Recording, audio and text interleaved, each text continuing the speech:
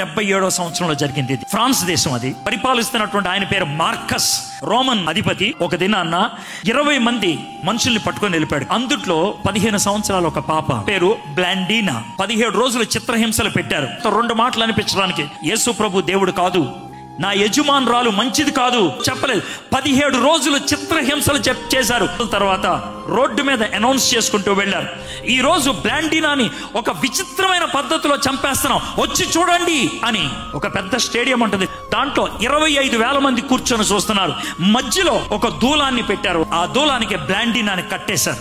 ఆకలిగా ఉన్నటువంటి 20 సింహాలని వదిలేశారు. సింహాలు పరిగెట్టుకుంటా వచ్చినాయి. బ్లాండీనా కాళ్ళ దగ్గర పిల్లి పిల్లల్లాగా కూర్చుండిపోయినాయి. ఆ తర్వాత ఏం చేశారు తెలుసా? ఒక ఇనప కుర్చీ, ఆ ఇనప కుర్చీ కింద కట్టెలు పెట్టి మంట ఎలిగించారు. బ్లాండీనాని కూర్చోబెట్టారు. గట్టిగా యేసయ్యా అని అరిసింది. ఆ మీదకి ఒక దున్నపోతుని వదిలేశారు. ఆ దున్నపోతు పరిగెట్టుకుంటా వెళ్ళి బ్లాండీనా పైకి ఎగరేసింది. ఎగిరినటువంటి బ్లాండీనా ఆ నుప్పుల్లో పడింది. యేసయ్యా అని అరుస్తూ చచ్చిపోయింది. 3 నిమిషాలు అద్భుతమైనటువంటి నిశ్శబ్దం. ఒకళ్ళ తర్వాత ఒకళ్ళు లేచి నిలబడ్డారు. 25,000 మంది లేచి నిలబడ్డారు, చేతులు పైకెత్తారు. బ్లాండీనా దేవుడే నిజమైన దేవుడని 25,000 మంది యేసు ప్రభుని సొంత రక్షకుడిగా అంగీకరించారు.